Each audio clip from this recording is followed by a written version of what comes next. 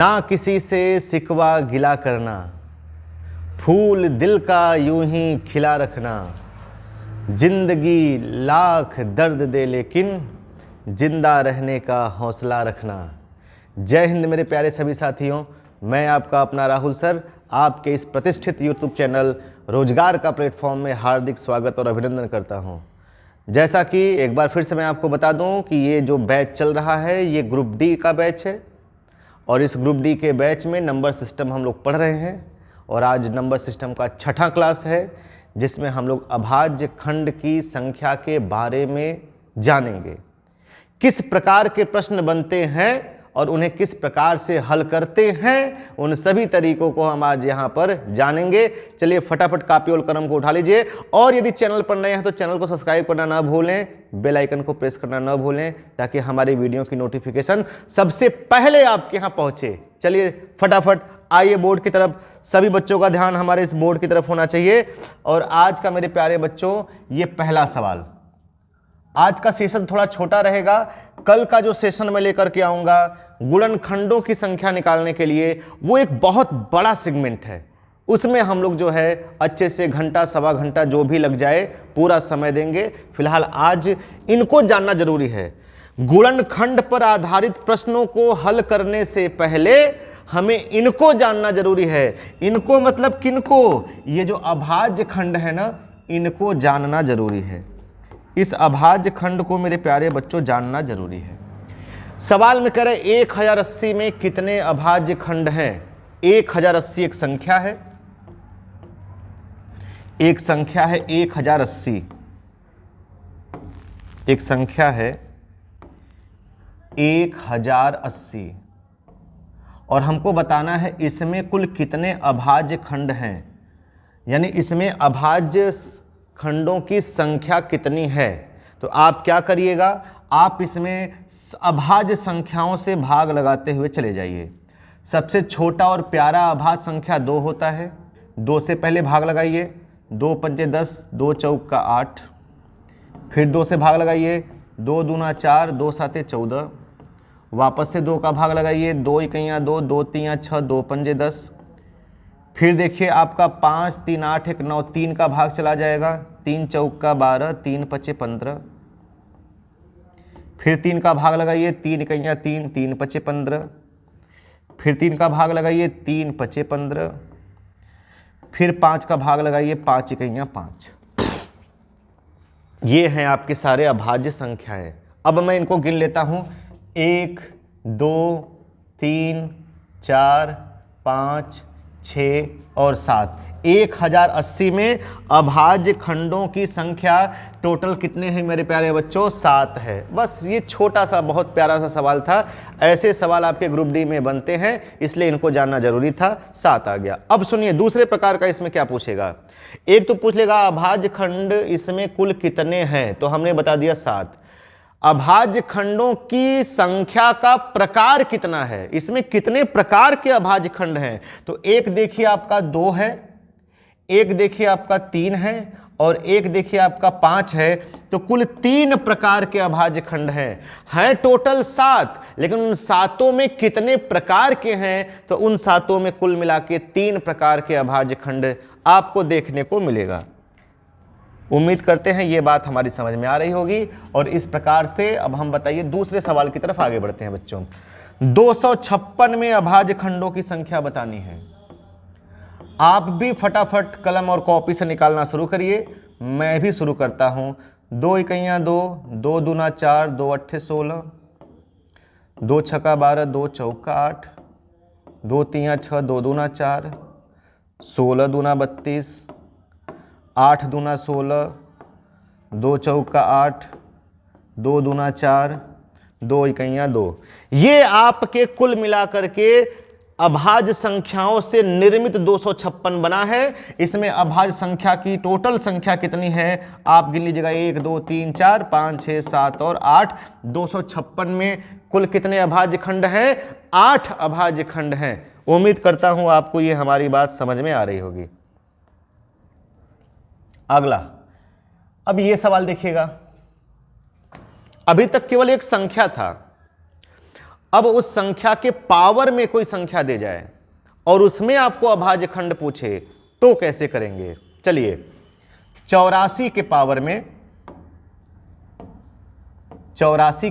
कितना है? 143 है। ये जो 143 है इस पर अभी ध्यान मत दीजिए। आप पहले एक चीज बताइए, जो 84 है ये 84 में कुल कितने अभाज्य खंड हैं? पहले इसको पता कर लीजिए। ये जो 84 आपको दिखाई दे रहा है इसमें कुल कितने अभाज्य खंड हैं?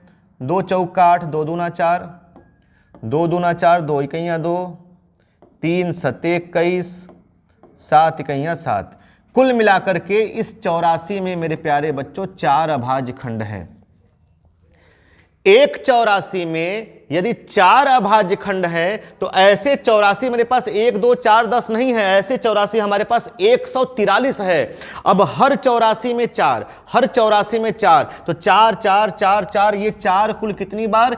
143 बार। तो 3 4 3 12, 4 चौका 16 और 1 17, 4 इकैया 4 1 5, मतलब 84 के पावर 143 में मुझे कुल मिलाकर के 572 प्राइम फैक्टर मिलेंगे या अभाज्य संख्याएं मिलेंगी।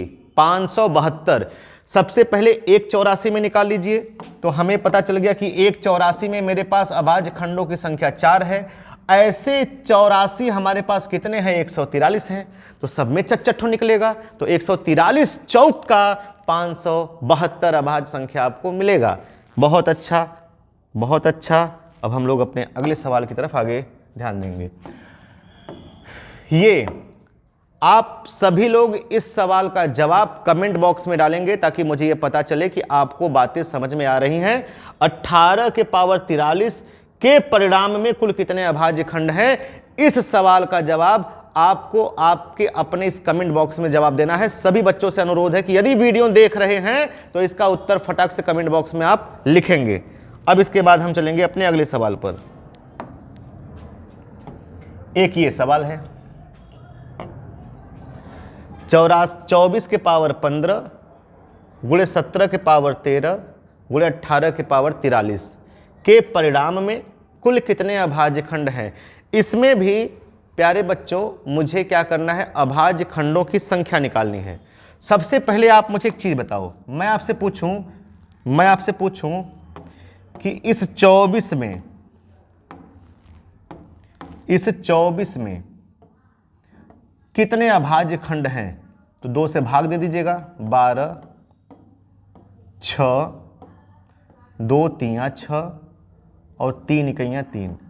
इस 24 में आपके पास कुल कितने अभाज्य खंड हैं? तो 4, 1 2 3 और 4। क्लियर है? और ऐसे 24 आपके पास एक नहीं है, ऐसे 24 आपके पास 15 हैं। तो आप मुझे बताइए 15 चौक का कितना मिल जाएगा आपको? अभाज्य संख्या 60। मिल जाएगा कि नहीं मिल जाएगा? आप मुझे इस चीज़ को बताइए, मिल जाएगा कि नहीं मिल जाएगा भाई?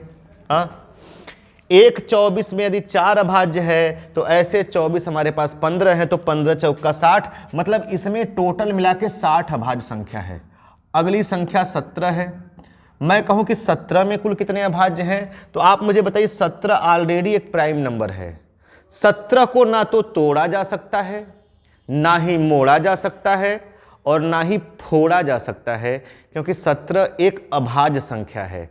तो एक 17 में एक अभाज्य मिलेगा और ऐसे 17 मेरे पास कितने हैं? 13 ठो है। एक में 1 ठो, 2 में 2 ठो, 3 में 3 ठो, तो 13 ठो है। तो इसमें कुल मिलाकर के मुझे 13 अभाज्य संख्या मिलेगा। कुल मिला के मुझे कितना मिलेगा? 13 अभाज्य संख्या मिलेगा। अगली संख्या आप देख रहे होंगे 18 है। 2 9 18, 3 त्रिका 9, 3 इकैया 3। एक 18 में 1 2 3 अभाज्य संख्या है। एक 18 में 3 अभाज्य संख्या है। ऐसे 18 मेरे पास बच्चों कितने हैं? 2 4 ठो नहीं है, 43 ठो है। 3 त्रिका 9, 3 चौका 12, 129। अब इन पर गुणा पर ध्यान मत दीजिएगा, ये गुणा तो इनके बीच में हो रहा है। हमसे गुणनफल थोड़ी ना पूछा है, हमें पूछा है इसमें कुल मिला के कितने प्राइम फैक्टर हैं। तो गुणा उड़ा से मतलब नहीं है। हमने पता किया 24 के पावर 15 में 60 है।